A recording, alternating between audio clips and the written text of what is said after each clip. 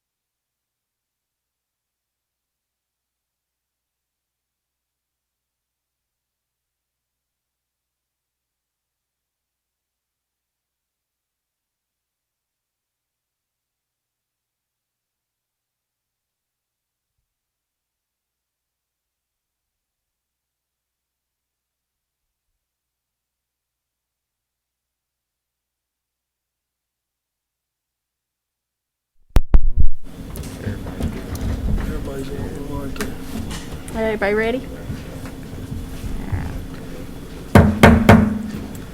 I'd like to call to order I think it's July, Elizabethton City Schools Board of Education regular meeting. We were just here last week for a called meeting, but this is our normal one. If everybody would please stand, and Mr. Van Huss is going to lead us in a moment of silence and pledge the flag. please pause for a moment of silence.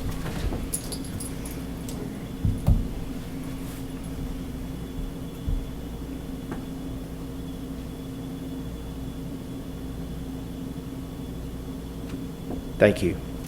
Attention, salute, pledge.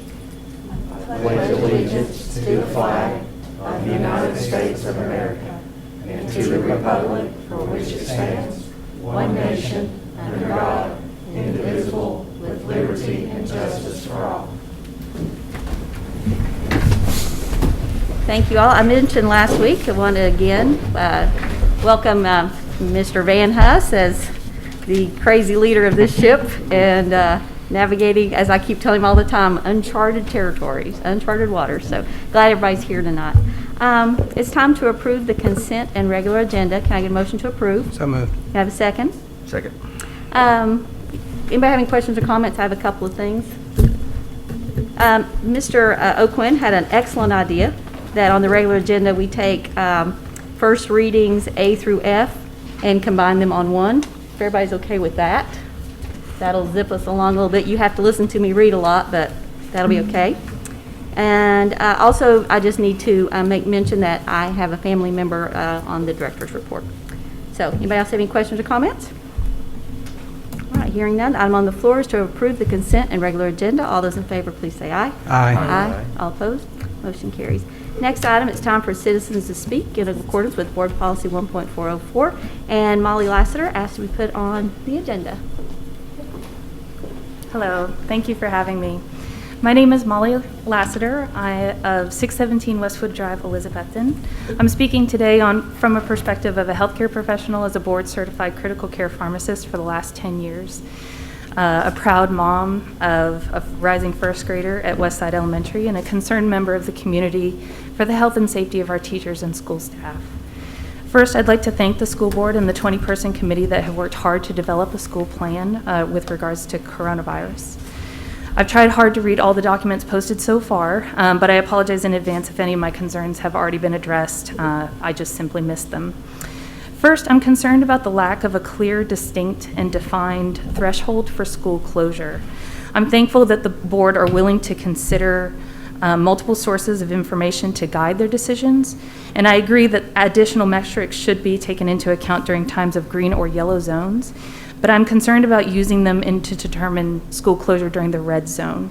Each of the measures mentioned are considered what we call trailing indicators, meaning that they are used to judge current state of spread of community virus, but unfortunately are reflective of where the community was several days ago.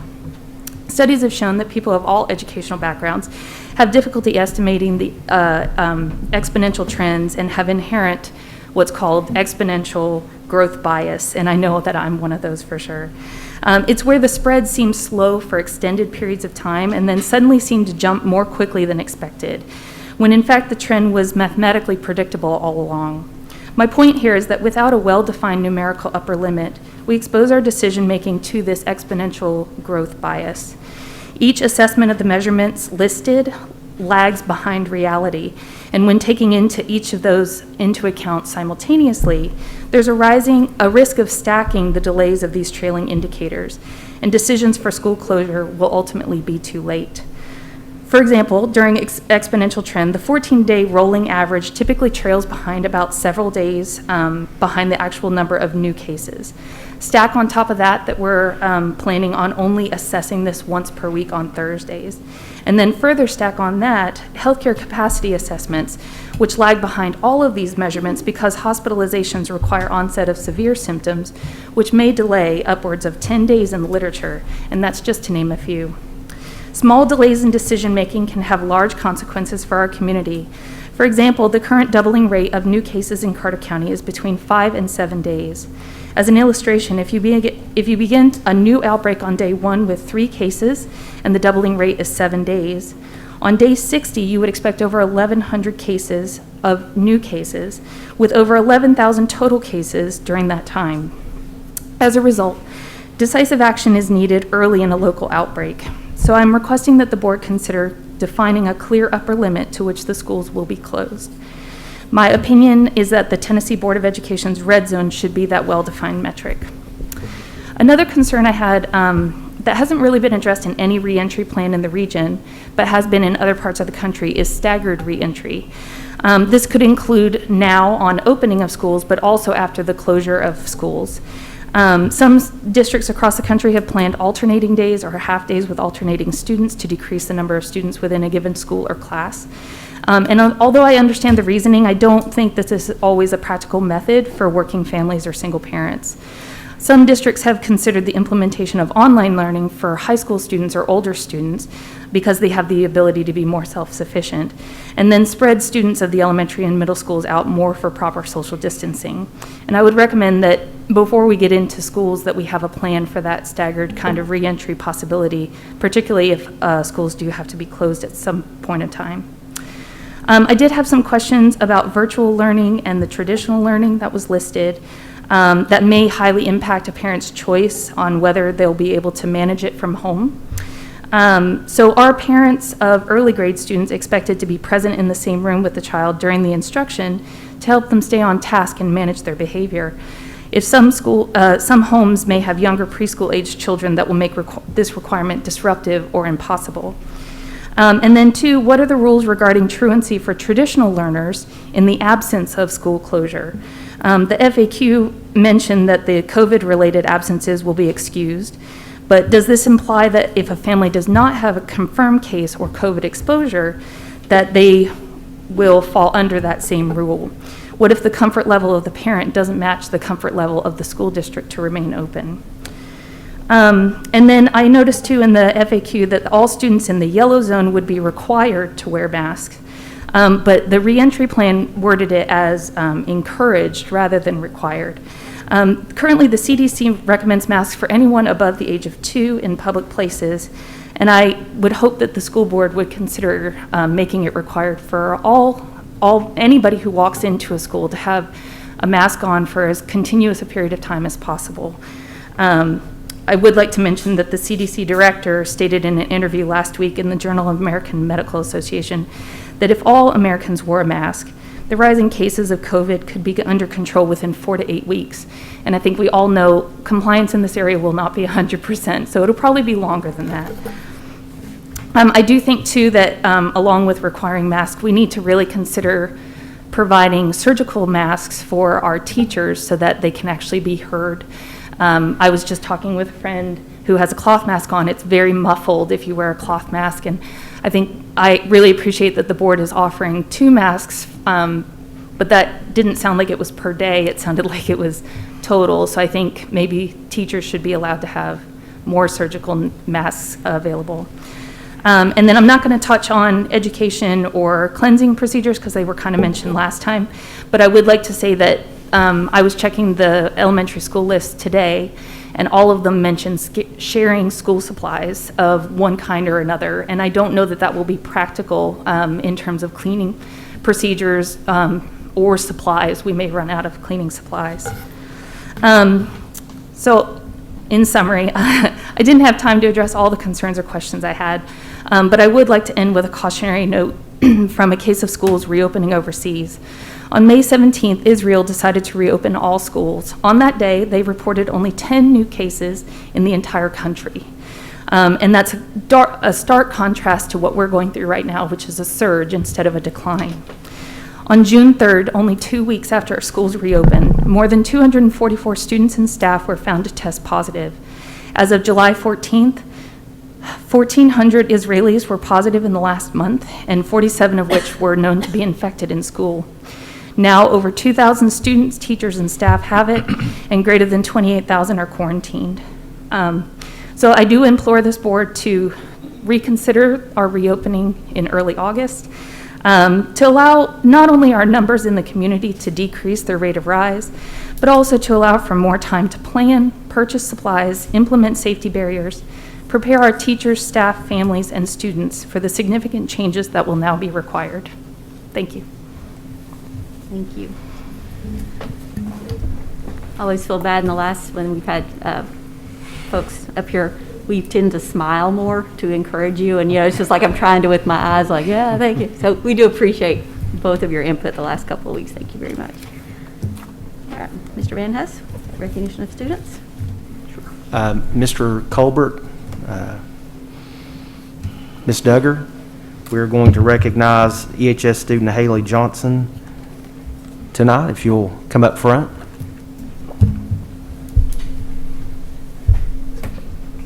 Let's see, Mr. Trent, we have a wireless mic. Is it? Okay, right here it is. I'm sorry.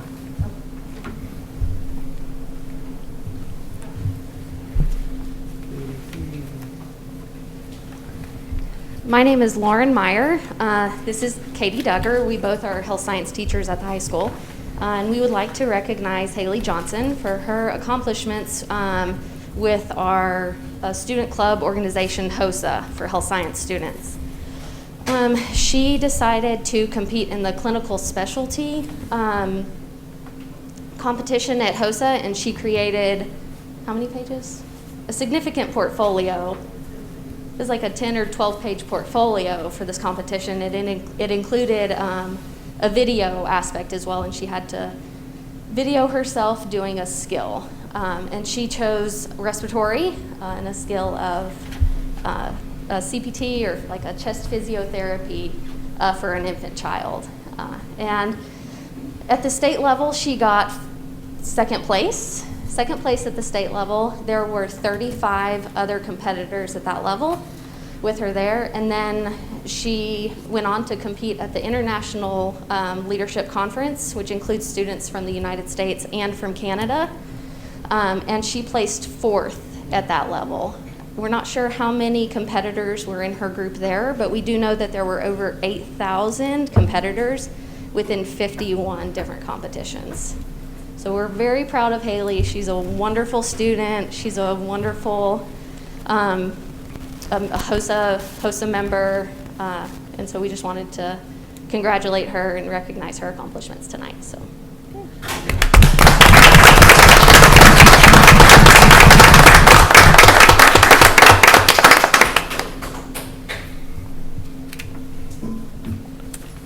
I believe you're up. All right. Okay, I want to first of all thank the board and apologize in advance for the long agenda this evening and your flexibility. We've added and removed items throughout the week, so just thank you very much for your understanding there. Also want to take this opportunity to thank the central office staff, supervisors, maintenance staff, building administrators, custodians, teachers who have already began planning for the year. Just every single day working hard to try to put us in the best position to move forward in whatever form that may take.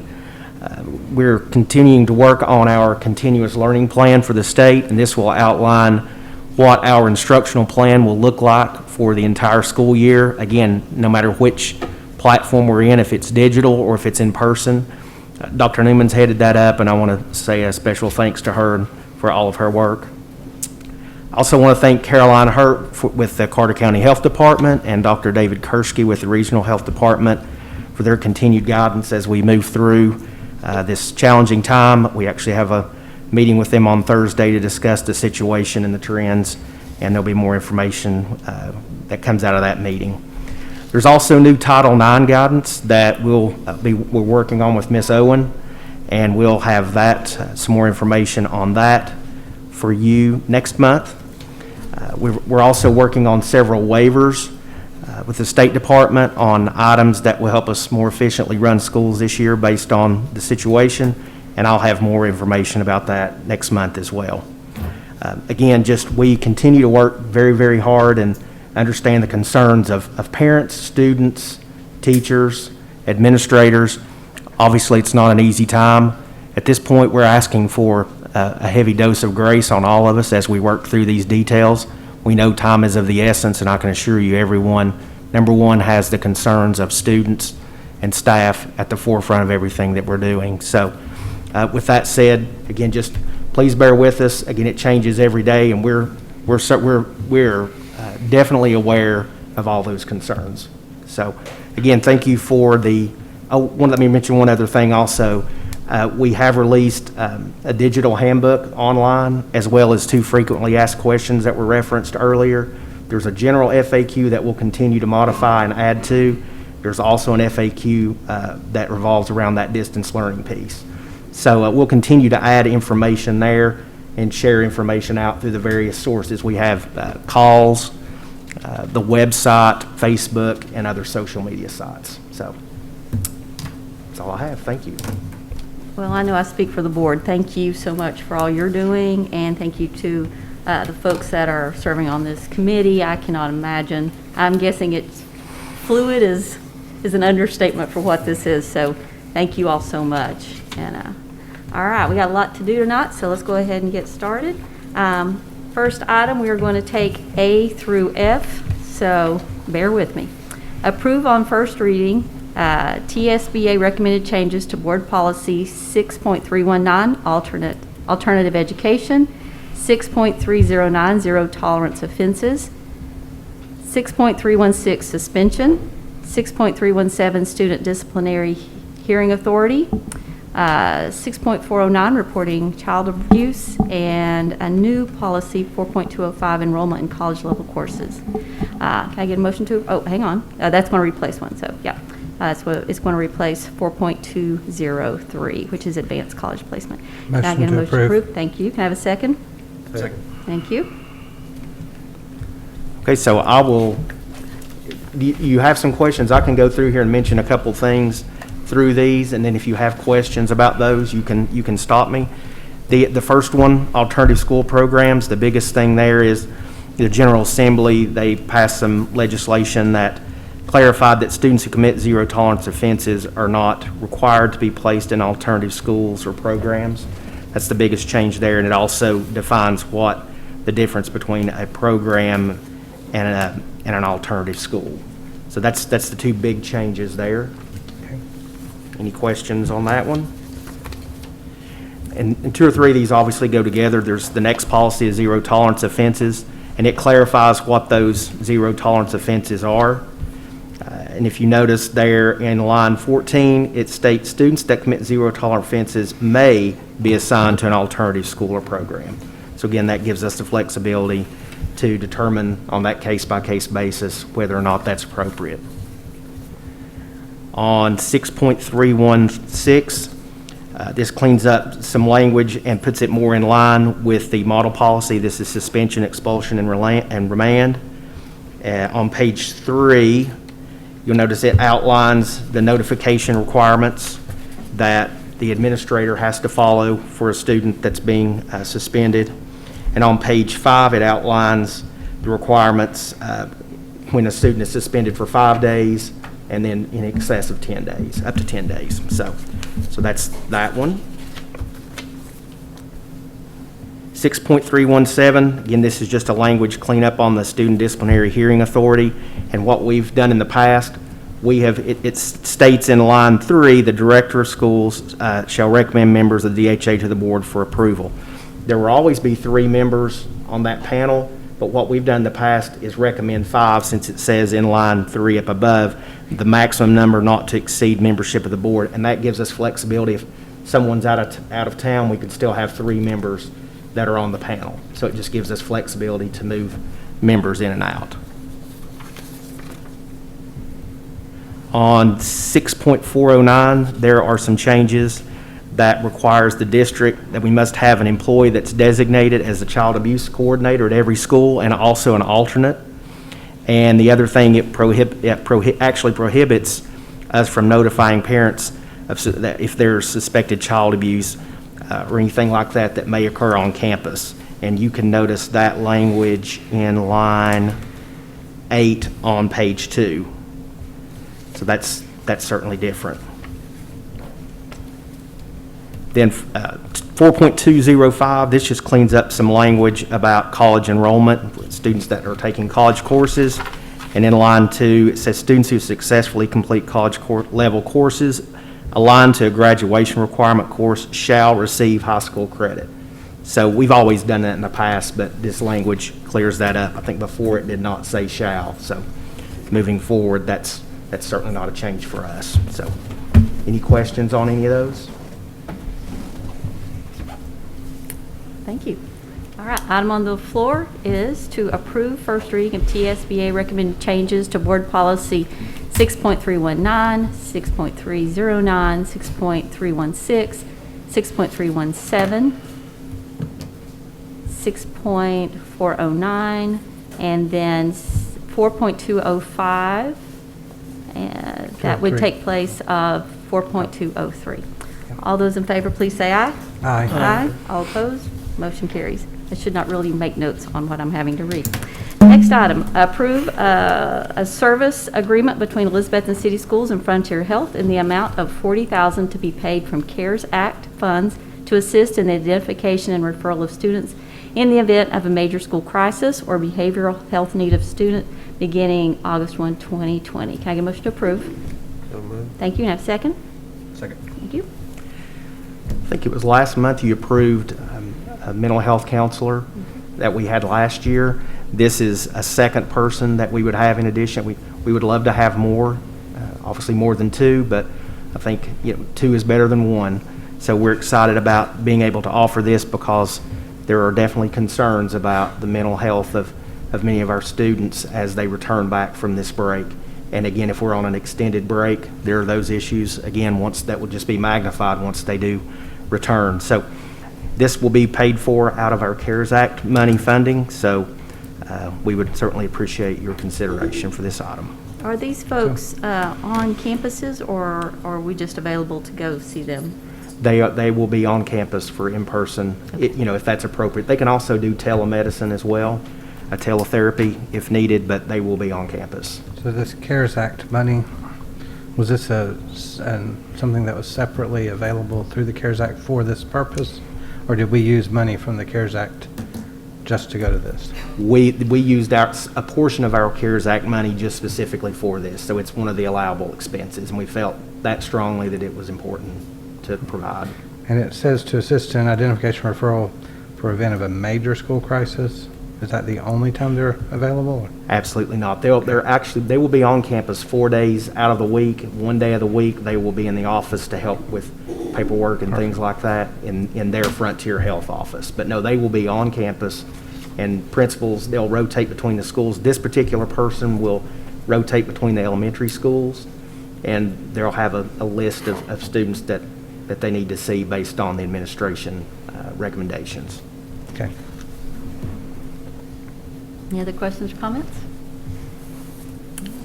Item on the floor, approve a service agreement between Elizabethton City Schools and Frontier Health in the amount of $40,000 to be paid from CARES Act funds to assist in the identification and referral of students in the event of major school crisis or behavioral health needs of students beginning August 1, 2020. All those in favor, please say aye. Aye. Aye. All opposed? Motion carries. Next item, approve a service agreement addendum to the contract between Elizabethton City Schools and United Elevator Service to extend their contract for an additional 3 years. The revised expiration date will be June 30, 2023. Can I get a motion to approve? Motion to approve. Thank you. Can I have a second? Second. Thank you. Again, this item is just an extension of the contract that we've had with United Elevator Services. They have provided those services again for the last 3 years, and their service has been very good. They're very responsive. So again, the two changes extends the date through June 30th, 2023. And there's also, the contract was missing a provision about background checks for their employees, and so that's being added to this as well.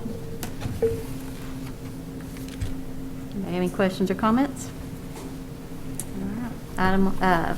Item on the floor is to approve a service agreement addendum to the contract between Elizabethton City Schools and United Elevator Service to extend their contract for additional 3 years.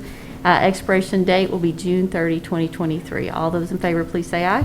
Aye. All opposed? Motion carries. Next item, approve the renewal of bid 2018-2019-04-SN for miscellaneous cafeteria supplies for the period of July 1, 2020 through June 30, 2021 with Summers Hardware. Can I get a motion to approve? So moved. Thank you. Have a second? Second. Thank you. This is Is what pretty it much is. what it says. Miscellaneous cafeteria supplies. Anybody passionate about cafeteria supplies or? Where's Virginia? All right. We love them. Glad to have them. All right. Item on the floor is approve the renewal of bid 2018-2019-04-SN for miscellaneous cafeteria supplies for a period July 1, 2020 through July 30, 2021 with Summers Hardware. All those in favor, please say aye. Aye. Aye. All opposed? Motion carries. Next item, approve changes to the Visa account being used by the administrators at the central office. Can I get a motion to approve? So moved. Thank you. Can I have a second? Second. Thank you. This is just a result of staffing changes here at the central office. Any questions, comments? All right, item on the floor, approve changes to the Visa account being used by the administrators at the central office. All those in favor, please say aye. Aye. Aye. All opposed? Motion carries. Next item, approve increasing the total number of assistants to the principal at the elementary schools from 2 to 2.5 using Title I funds and creating a half-time, .5 district professional development coordinator position using Title II funds. Can I get a motion to approve? So moved. Thank you. Can I have a second? Second. Thank you. As most of you know, the last few years, we've had 2 assistant to the principals, and they rotate between the 3 elementary schools. This would allow a person to stay that would be assigned to each of those locations. So the positives here for West Side, or East Side and Harold McCormick, they would have their assistant to principal full-time. At West Side, they would have someone that would be stationed there, and they would be split between assistant to the principal duties and a system-wide PD coordinator. And they would focus on professional development opportunities with those K-5 teachers, so they would be working across all 3 elementary schools. This will be extremely beneficial, certainly now with all of the professional development needs that we have preparing for the different modes of delivery that we may face this year. And this person would be the PD for K through 5, you said? That is correct. And again, all this funding comes from Title I and Title II, so it does not impact the general fund. Any questions or comments? All right. Item on the floor, improve increasing the total number of assistants to the principal at the elementary schools from 2 to 2.5 using Title I funds and creating a half-time, .5 district professional development coordinator position using Title II funds. All those in favor, please say aye. Aye. All opposed? Motion carries. Next item, approve the guaranteed maximum price amendment between Elizabethton City Schools and GRC for the completion of the restroom restoration at T.A. Duggar Junior High School in the amount not to exceed $385,000. Can I get a motion to approve? So moved. Second. Thank you. This, as you know, has been in the works for several months now. This project did come in at the projected amount, and again, this will be paid for out of the refinancing of the half-cent sales tax bond. I'm glad we got this number. Yes. Do we know when they're going to start on this, Richard? Well, if you approve this, they'll be starting very soon. The reality is there will be construction during school, obviously, but Mr. Berry has a plan on how to balance that. They'll shut down one half of the restrooms, so the first and second floor, they'll take care of one side, and then they'll move over to the other. And also included in this are some handicapped accessible restrooms in other areas of the building, one near the cafeteria and one upstairs in between 2 classrooms. So it'll be a challenge, but it'll be a welcome challenge for them. They're excited about the opportunity to have those 80-year-old restrooms renovated. So I think they'll put up with about anything. So Those are vintage. they are. Any other questions or comments?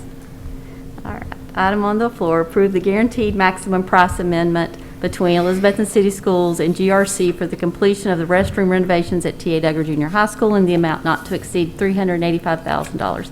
All those in favor, please say aye. Aye. Aye. All opposed? Motion carries. Next, approve a resolution for the emergency suspension of board policies during the 2020-2021 school year. These board policies are policy 1.101, role of the Board of Education, 1.400, school board meetings, 1.800, school calendar, 1.801, school day, 1.8011, emergency closings, 3.206, community use of school facilities, 4.200, curriculum development, 4.209, alternative credit options, 6.200, attendancy, and 6.310, dress code. Can I get a motion to approve? Motion. Second. Thank you. I think you probably received an email from TSBA dated July 13th. Right? You may have received it on the 14th, but the memo is dated the 13th. And obviously with the challenges that we have, there are going to be times that we may have to make decisions that typically the board takes care of in an actual meeting. So if you consider and you approve this resolution, it gives us the ability to make some of those decisions. Obviously, we won't make any decisions without consulting the board.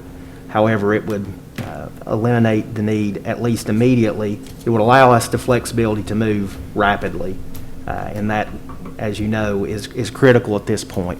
For instance, we've talked about the trend in the numbers.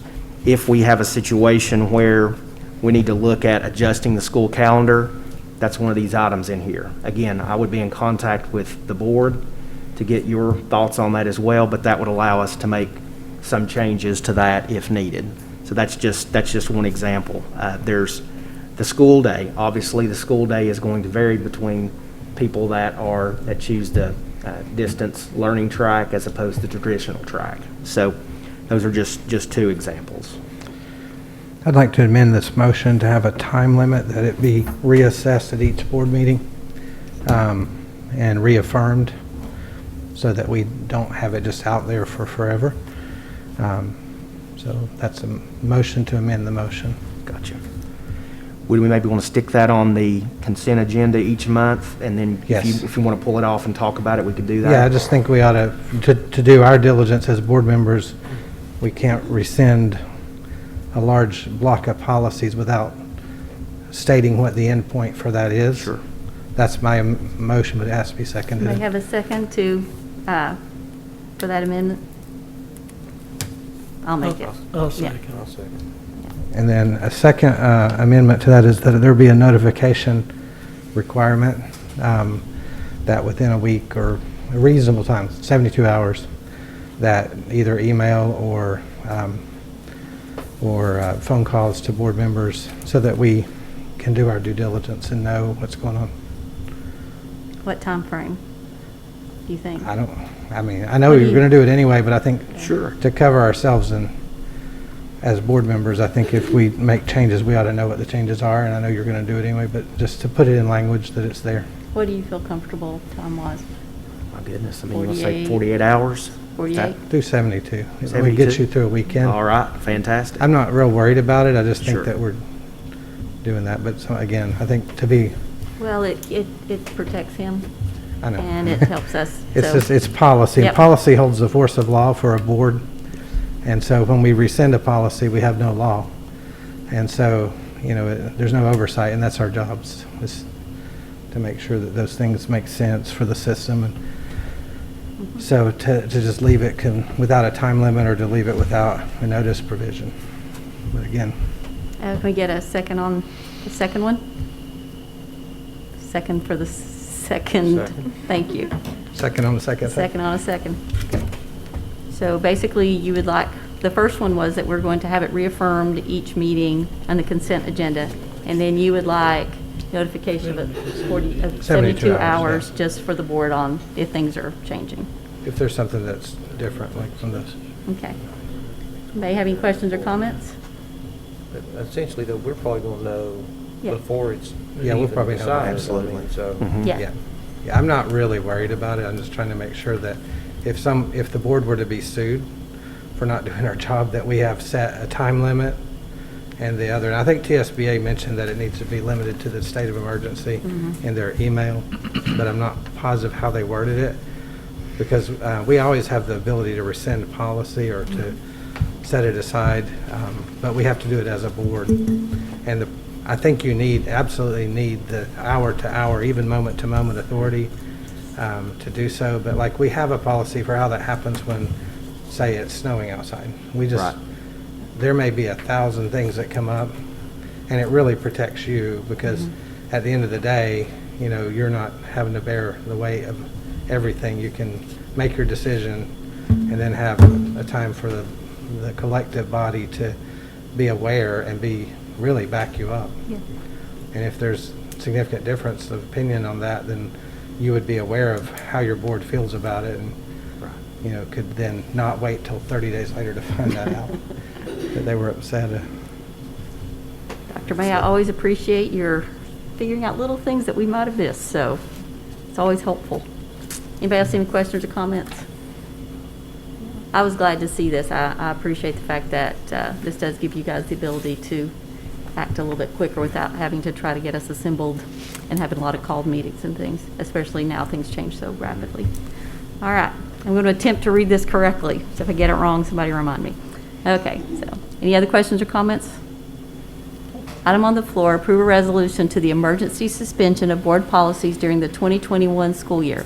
These board policies are 1.101, 1.400, 1.800, 1.801, 1.8011, 3.206, 4.200, 4.209, 6.200, 6.310, adding that these would be reaffirmed each meeting listed on the consent agenda, and asking that the board would be notified 72 hours of changes. All those in favor, please say aye. Aye. Aye. All opposed? Motion carries. Next item, approve the school resource officer, the SRO program agreement between the City of Elizabethton, Elizabethton Police Department, and the Elizabethton City Schools for 2020 through 2021. Can I get a motion to approve?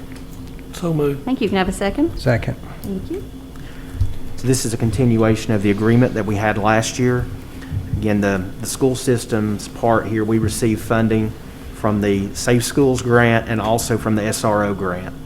And we take all of those funds and apply them toward the 5 SROs that we have, one for each school.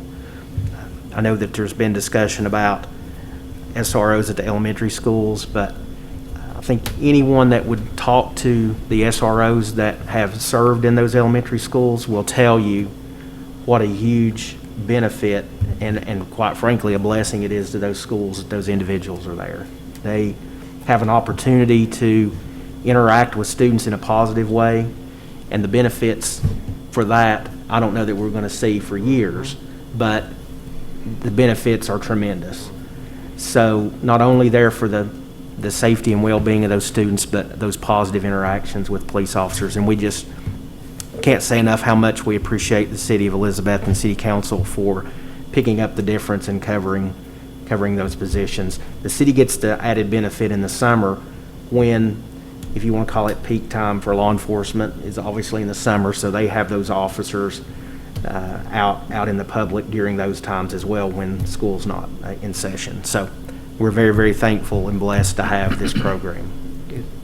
If we're shut down, do they get, I mean, is that basically what they do also? So if we're closed for 2 weeks to 2 months or whatever, they basically just absorb back into the... Yes, and I think they balance that between if there are issues that need to be covered at the school during that time. So school's priority for it. That's correct. Okay. Yes.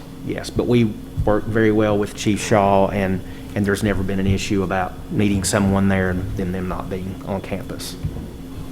I remember hearing, and I've always wanted to, and I'm sorry I haven't done this until now, when we first were in quarantine, but we were having the feeding programs, and the SROs would go to the schools, and I'd heard stories about when kids would ride their bikes and their tires would be kind of low, and the police officers would take them down to the fire department and do that. And I think those positive relationships and the fact that those folks, I mean, they care deeply for the students they work with, and they didn't have to be there to see them, but they wanted to. I think it's a beautiful program for a lot of different reasons. So, anybody else have any questions or comments? I agree with everything you said. I think that's teaching respect and teaching authority.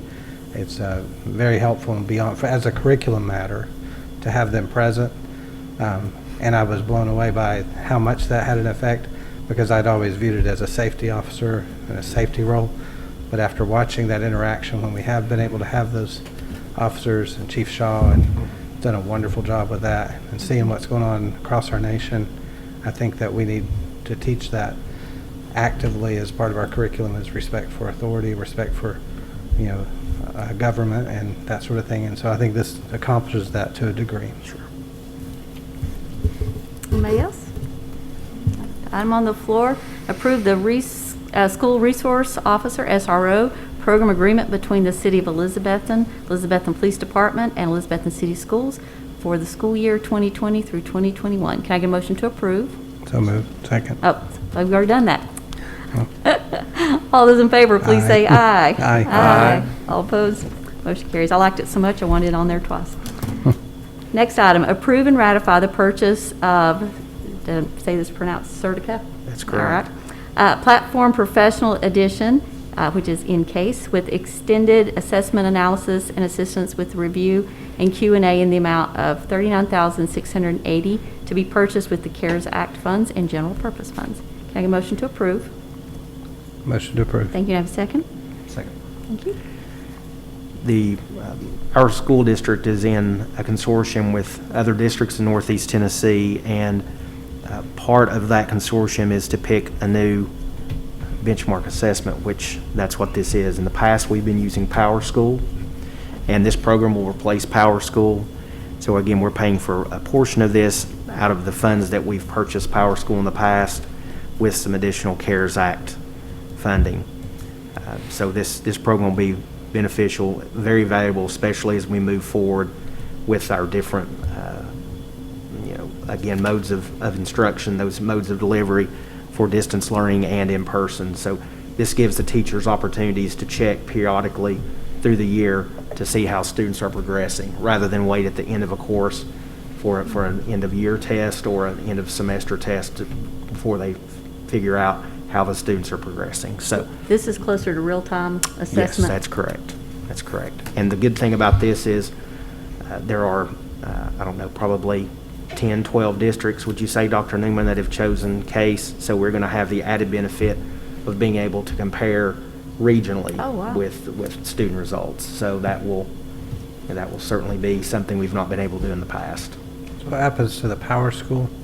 It just goes away. This will replace Power School. And we call these cyclone checkpoints, so we will continue to call them cyclone checkpoints. We'll just have a new program to do that. Okay. So it's not in addition to it? No, it's not an addition, it's a replacement. And the Yes, sir. teachers have had input on this? Yes, they have. Yes, we had 2 teachers that were part of the committee that were involved every step of the way to analyze the different program options, and they both felt like that this was the best program out there. I would imagine real-time, rather than waiting to the end, is going to be huge to help them, so, Yes. yay. This also be beneficial if a lot of schools are using it. So if we have a transfer, we can see where they are.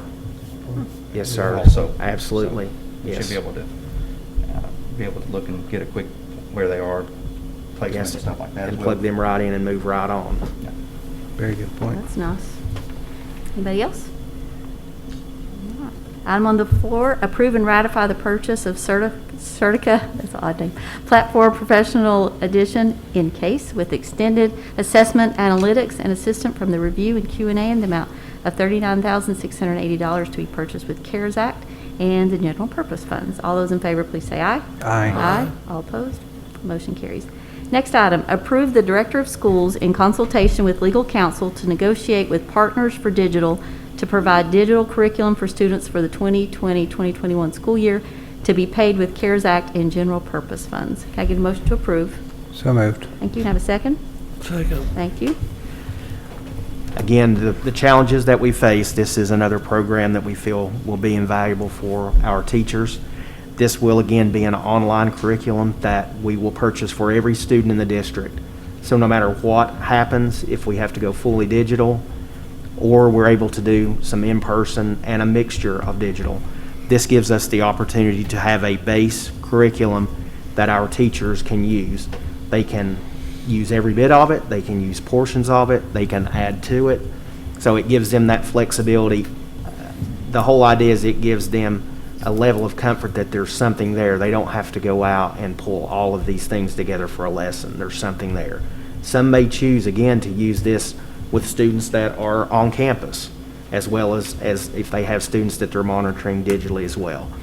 So again, time is of the essence. It's much like the resolution that you just passed. By giving me this opportunity, it allows me to work with Ms. Owen to finalize the contract, which, Ms. Owen, she always looks out for our best interest, and she said, the contract is not ready, Mr. Van Ness. I said, well, okay. So if you'll allow me to do this, that will give us the opportunity to get this in place before the school year starts. And we have had staff look at this program as well. Again, this is another regional endeavor. There were three different platforms that presented to the directors of schools in Northeast Tennessee, and it's about the same breakdown. There's probably 10 or 12 districts that will be using this program as well.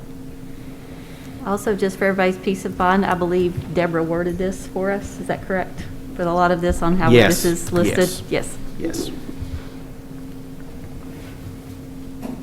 And again, that comes out of CARES Act money and some general purpose funds. We are going to be able to recoup some of our money on the technology that we've purchased, which will help offset this. So I'll have a little more information about that once we apply for the grant. But that's an added bonus to give us the cushion to be able to do this. That this will give you the opportunity that when contract is ready and Ms. Owen has given it the green light, you're ready to go. Yes, yes, ma'am. Anybody have any questions or comments? All right. Item on the floor, approve the Director of Schools in consultation with legal counsel to negotiate with Partners for Digital to provide digital curriculum for students for the 2020-2021 school year to be paid with CARES Act and general purpose funds. All those in favor, please say aye. Aye. All opposed? Motion carries. Anything else before we go? A couple of things. I think we may need to do a workshop or called meeting at some point. I know that these Ms. Modern and Ms. Lassiter have both brought up some really good points, but those are going to come up. I know last time we talked about a position for a point person, but it was a suggestion. I don't know if you need a workshop from board members, but we haven't had say-so or listening in other than what we're seeing. Mm-hmm. So if the board feels that we need to sit down, maybe we want to talk about, sometimes things are changing kind of rapidly, but we also talked about parent engagement, and I don't know if maybe they're interested in serving on that if you want parental engagement, but I do think somehow we need to engage the community beyond just surveys and social media. That's just, I still feel passionately that they should be represented at those, or at least have the opportunity to have a forum, community forum, where they can meet with the board or meet in a workshop. Even, I know we have to have an agenda and publish it to do that, but just to hear what those concerns are. We've had two that were very passionate about it and brought us a lot of information. I know you're digesting and adding in those thoughts, and I just want to say to them that I know we hear what you say. Sometimes when we're on a board, because it's not on an agenda, we don't vote anything, or it seems like we don't acknowledge it, but everything you said was heard last time, and I know, because I've talked with Richard some, that he's listened to those things and has been thinking through how to do them, but just hearing them doesn't always make it to the plan that is posted online, and yet it really is part of it, I know. So just wanted to acknowledge that, and then at least say that maybe a workshop is helpful. If you do, let me know, and I'll try to make some time. If y'all don't want to do that, that's also okay. So think about it, maybe email Rita and let her know if you want a workshop or not. When you say a workshop to actually make decisions, or No, we just just- to be informed, or? Just to help out if we need to. Like, I feel like we get updated, but I don't know that we've actually had any updated time where we meet as a board to talk about it. Like we do budget workshops prior to the actual budget. We haven't really, as a board, had any real significant input on this plan other than here last week. Or just a thought. Also, if there's things that we can do to help. That's, I guess, what I'm offering. Yeah. I'm trying to say, how can we be helpful? Yeah. We don't Because- want to add a burden, but we do want the community to feel heard. Yeah. I know that, like, every time they talk, I see you writing things down because it's things that we thought we caught, but then there's always those little things that you're going, oh, that's a good idea. So everybody has a lot of good thoughts, and maybe we could do this after some things are settled. I know right now it's just like you've taken all the cards and everything gets thrown in the air, that every day somebody takes your cards and throws them up in the air again. So maybe when we have a plan in place, we could, or once we're in maybe for a little bit. However, I think we may know when the time is right, but I think that's probably a really good idea. I think it would help the community to know that maybe we could just go into a little bit more detail, because in a board meeting like this, it's very hard to. I appreciate the FAQs, all the things that everybody's doing to try to get that information out there. But yeah, I think this is one of those things where we're one big group right now. It's the community, it's the parents, it's the teachers, it's us, it's the administrators, it's everybody. And I think when we all start taking ownership of that, we're going to help this out a lot more. So, yeah, let's just see how that plays itself out. And I think it's a good idea because we're all on the same team. And if we divide and conquer, we might survive this thing. So. I just mostly wanted to offer help because, we each hear from our constituents that, that are in our circles of influence. And, sometimes people come here and they give their input there. But outside of that, I know you're carrying a heavy load, and somehow we have to make sure the public knows and has confidence in the board's ability to keep their students safe, as well as the teachers, as well as continue to teach. And I think that's a tough balance. I don't envy you for being the figurehead, but I do think that that's going to be a real challenge to do all three of those things. It absolutely is. And again, I'll be the first to say we don't have all the answers, Yeah. but we have a great team that are working very hard and will take input and suggestions anywhere we can. So, And that's what I'm hearing, though, is that there is a time crunch, though, if we're wanting to, what you're saying, it's not like, if we meet in, 3 or 4 weeks, we may be past the window where, Yeah. if that makes sense. That kind of, am I hearing what you're? Yeah, I'm just saying, if you need us, like, I guess I'm trying to say I'm willing to make time to do a workshop. I don't know what else you call it, but I know board workshops, as I understand it, are non-decision-making times when the board can meet and talk about issues and the community can observe. Because outside of, when I'm not sitting here, I'm just a regular average Joe citizen. And unless it's an agenda that's been published 7 days in advance, we can't vote on anything. So a lot of times the public comes before us with concerns and we don't address them directly because we can't vote on something that wasn't published. And I guess I want to make that really clear because I really appreciate my healthcare workers that have shown up and brought statistics and brought passion to their concerns. And I think they represent a subset. I also think there's other parents that have had concerns about the economics of not going back. And I think there's times when we have to kind of make sure that we've heard it and reflected it back and churned it through our systems and then balanced those.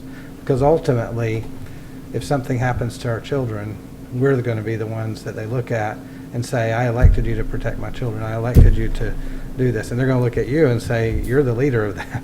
And so I feel a lot of weight of responsibility, and maybe just because I'm in healthcare and I see it as much, and maybe because people come to me.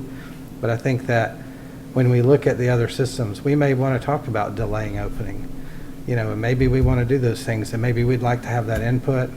And I can call you and talk to you offline, but that's not respectful of everybody else up here and their perspective and their constituents.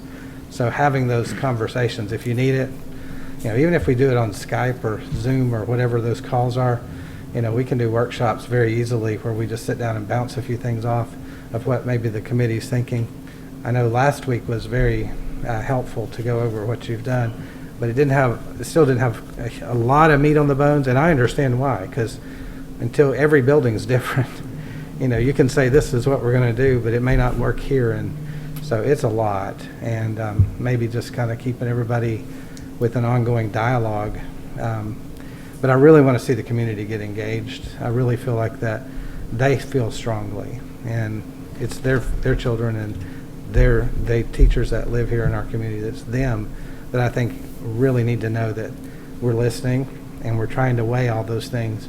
And it's a heavy weight, for you. And I don't want to just totally hand it off to and abdicate my involvement on the board is all I'm saying. Even though I really truly don't have lots of extra time, I'll make it if I need to take care of these students. Also, it'd probably be helpful if, just as an opportunity, because you're getting the information out there in lots of different ways. This is just one more platform. Sure. That you can go into a bit more, whatever, as we're gathering information, whatever seems to be the thing that people need to hear, this might be a really good opportunity as another platform for you to give a bit more detail. Because sometimes people read things and you read and you get lost in the weeds, and hearing somebody talk it through makes, so that might be another opportunity for us to just give you an opportunity to say this is kind of what we're thinking, and whatever we do, never gonna make everybody happy. We're gonna make a lot of mistakes. We just want to make as few as possible, and So that's something that's really good to, Yeah. it's a If good you need it. idea. I just will say, I agree with this to the community. I think we've done a good job so far in our plan. We've made it available for online if they choose. If they have concerns, they don't have to come back. They can get it online as well. So I know it's an evolving plan, and we probably won't know until the week before school what we're going to do. I mean, things are changing, and I'm sure we're listening to, as everyone, the local health department, the regional health department, and listening to a recommendation. And some people think that we're up here making the decisions on our own, because it's not like that. We're listening to the professionals and stuff too. So, but I see what you're saying. But I just want people to know that it's not the 5 members and 3 central office staff making the decisions. We're listening to everyone. So, and of course, the safety of our kids in this system is our #1 priority. And I just like to commend the people who've worked on the program so far, the reopening plan, stuff like that. I know they're still tweaking, and things tomorrow may change, and it may be totally different. But it's a day by day. I refer to it as a living document once before, because it grows and changes. And but I just want people to understand that we're not making the decision. We're listening to the professionals, and we're not going to make that decision without their input and stuff like that as well. So. Anybody else? All right. Next regularly scheduled board meeting, we're delaying it. We're moving it back 1 week. So it's going to be Monday, August 24th, 6:30 here in the Matt Pierce Boardroom. Can I get a motion to adjourn? So moved. Have a second? Second. Meeting adjourned.